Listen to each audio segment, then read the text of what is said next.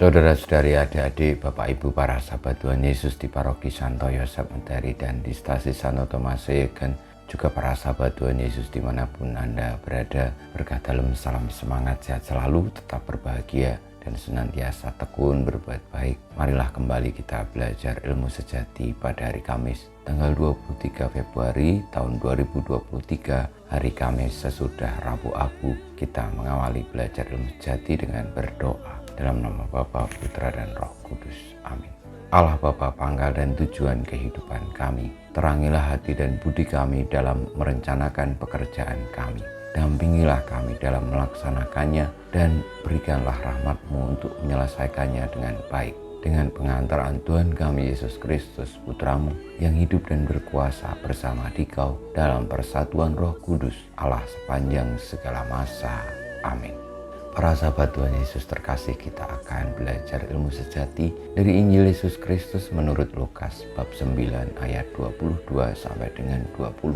Sekali peristiwa, Yesus berkata kepada murid-muridnya bahwa anak manusia harus menanggung banyak penderitaan dan ditolak oleh tua-tua, imam-imam kepala dan ahli-ahli Taurat, lalu dibunuh, tetapi dibangkitkan pada hari ketiga. Katanya kepada mereka semua, setiap orang yang mau mengikut aku harus menyangkal dirinya, memikul salibnya setiap hari dan mengikut aku.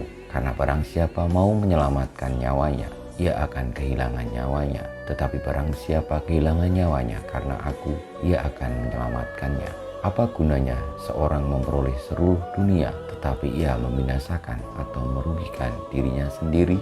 Demikianlah sabda Tuhan. Terpujilah Kristus.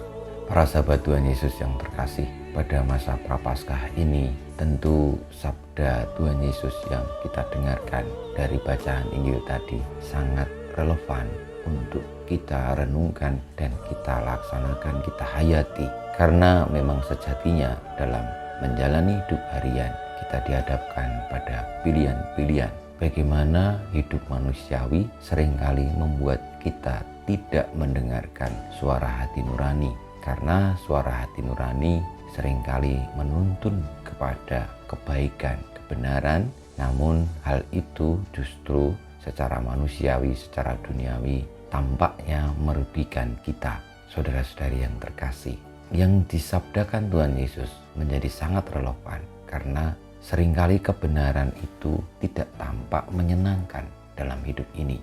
Sehingga kata-kata Tuhan Yesus tadi menyatakan bahwa barang siapa yang hendak mengikuti Yesus harus berani menyangkal diri, memikul salib setiap hari dan mengikuti Kristus.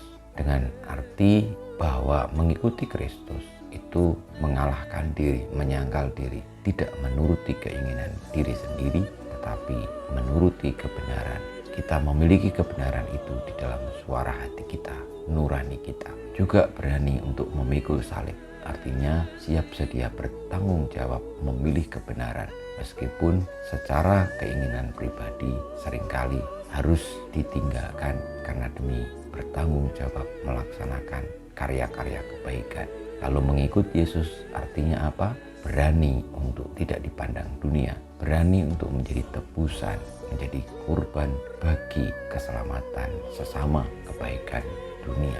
Kita mohon berkat Tuhan, semoga kita boleh untuk tetap setia pada kebenaran, menemukan yang sejati, yakni Yesus sendiri, setia, taat mengikutinya, meskipun dalam dunia ini kita tidak mendapatkan apa-apa dan malah cenderung kita akan kehilangan nyawa. Kita mohon berkat Tuhan, semoga kita boleh pada masa Prapaskah ini untuk tetap setia kepada kebenaran, apapun resikonya, termasuk kehilangan nyawa kita. Kemuliaan pada Bapa dan Putra dan Roh Kudus, seperti pada permulaan, sekarang, selalu, dan panjang segala abad. Amin. Ya Yesus, jadikanlah hati kami seperti hati-Mu. Tuhan bersama-Mu dan bersama Roh-Mu, kita semua hidup kita, perjuangan kita untuk berani tetap setia kepada kebenaran, menyangkal diri mengikuti Kristus demi keselamatan semesta, senantiasa dibimbing, dilindungi, diberkati Allah yang Maha Kuasa, Bapa, Putra, dan Roh Kudus.